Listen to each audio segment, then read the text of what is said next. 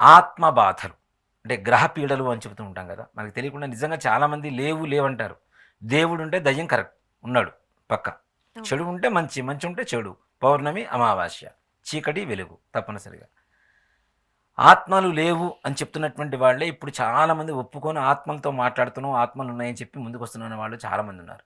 తప్పనిసరిగా ఆత్మఘోష ఉంటుంది, ఆత్మలు ఉంటాయి అంటే ఆత్మలు ఉంటాయి. ఈ ఆత్మపీడ, గ్రహపీడ అంటాం, దాన్ని గాలి పట్టడం అంటాం. ఇలాంటివన్నీ కూడాను అమ్మవారి ఉపాసన చేయడం ద్వారా, అమ్మవారి చాటలో మనం చెరుగుతూ ఉంటాం కదా, అలా చెరిగినట్టుగా ఇలాంటి బాధలన్నీ కూడా చెరిగి పక్కన పడేస్తుంది. అందుకని ధూమావతి అమ్మవారిని ఎక్కువగా భూత ప్రేత పిశాచ బాధ నివారణ కోసం, గ్రహపీడ నివారణ కోసం, దృష్టి దోషాలు నరఘోష పోవడం కోసం, అలాగే మనకు తెలియకుండా దాటుడు సంబంధాలు ఏవైతే దాటుతూ ఉంటామో వాటి ద్వారా వచ్చినటువంటి చెడు పోవడం కోసం ఎక్కువగా ధూమావతి అనేటువంటి శక్తిని ఉపాసిస్తూ ఉంటారు.